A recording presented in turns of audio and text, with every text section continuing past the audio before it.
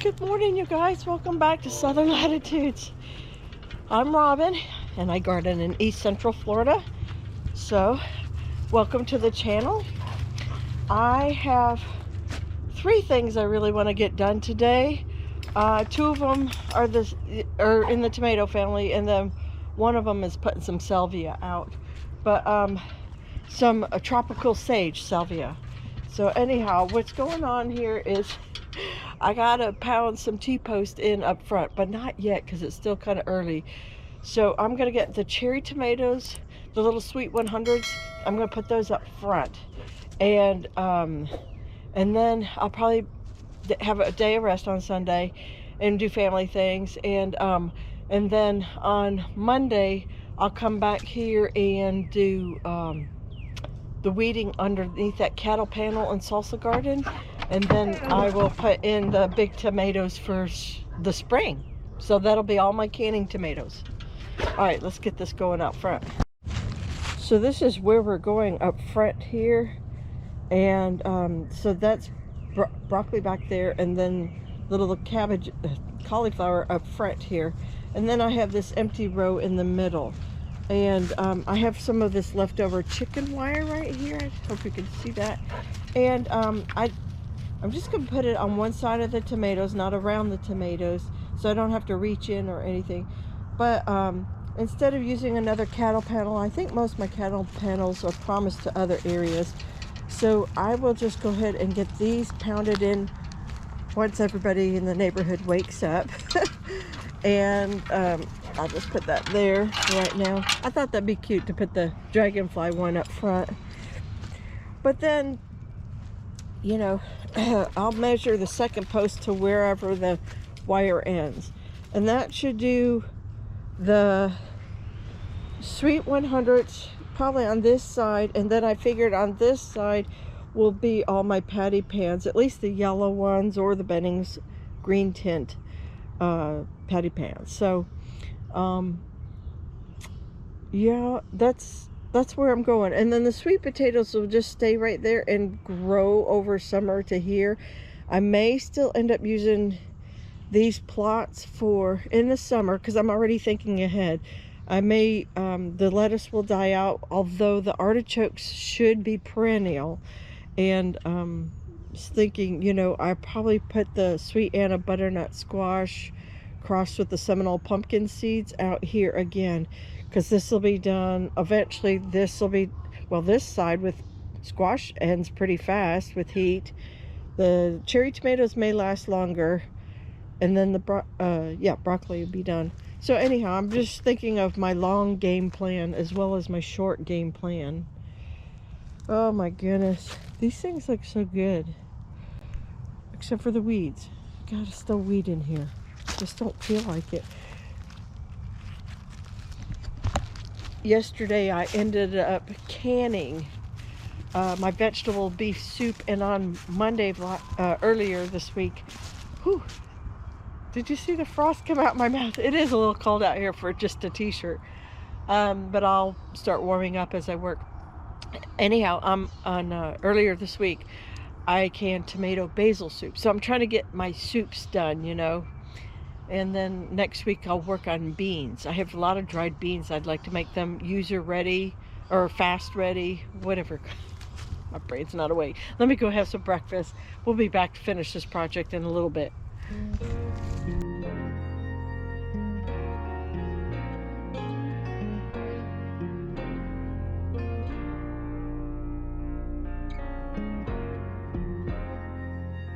Alright, you guys, now we're back for the planting part. These are my sweet 100 tomatoes. They just came from something in the store. Nothing really extravagant. I will be planting them very close. Here's the root system. They develop great roots. So just going to plop them in. But I also wanted to talk to you about why I am planting them here in a partial shade garden. Partial suns, partial shade. And the reason is that cherry tomatoes can usually go into the very warm temperatures much longer than, say, like an heirloom or a even a nice hybrid, you know, they all start petering out close to those 70-degree nights. Well, I want that prime area in the salsa garden for those, so they can grow all the way from, you know, probably Monday, I'll get them in the ground, all the way until the 3rd week of May, usually. I got a little mess right here. I need to cut that out. Okay, but anywho, so what I'll do is just, these can go much longer, so they can stay in the shade as the heat gets hotter and hotter at night. So I don't have to worry about these because they'll be protected by the shade. Does that make sense? And then the other ones will be done, and we'll put something in there, probably roselle for summer. Maybe sweet potatoes already kind of grow in there anyhow, just on their own without, I can never eradicate them. They've been in there for a couple of years. So anyhow, I have this leftover chicken wire from the old coop, and I thought, what a better place to reuse it and kind of have its final memory than out here just loaded with tomatoes. I'm really excited about that. I got some beautiful tomatoes out of this. I'm going to take just the biggest for this side.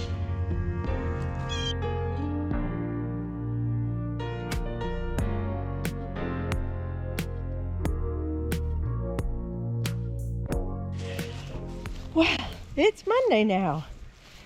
So it's 3 o'clock on Monday, so it's not like this is really early or anything.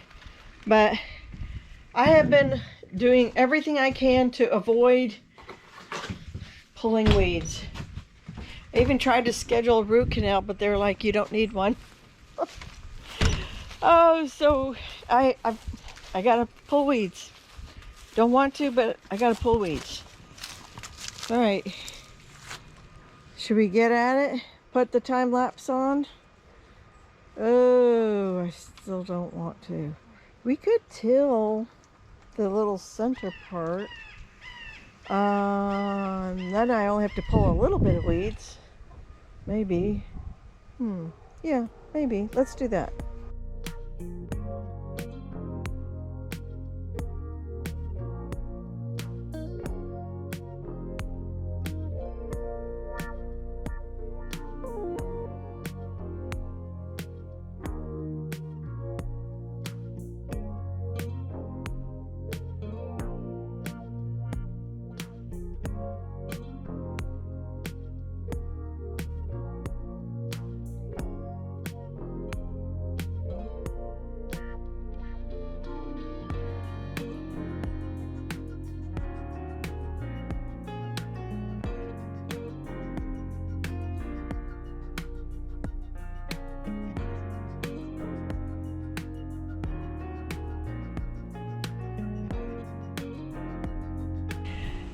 Well, you guys, I did it, and I did it pretty fast. I mean, why was I complaining and putting it off all day? I don't know why I did that.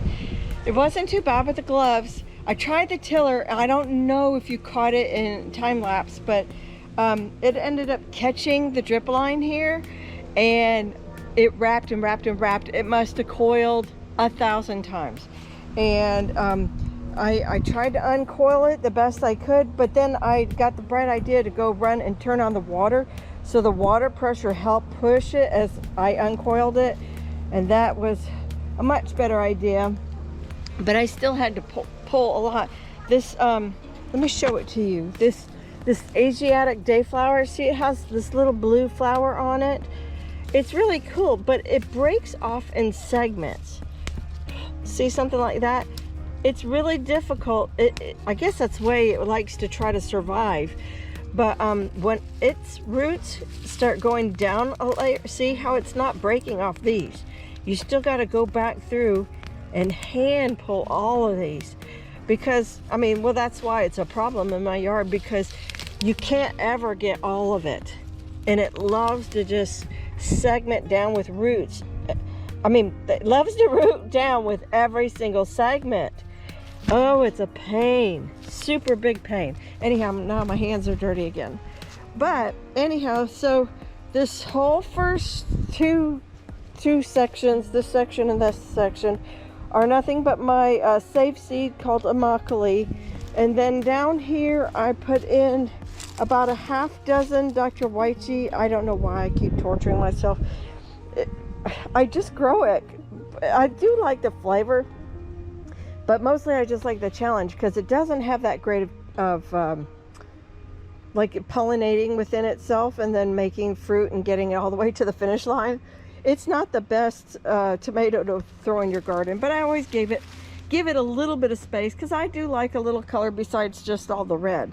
And then here I have 4 of the black brandy wine, and I do love the really rich flavors, and the color, dark color of the brandy wine is just beautiful.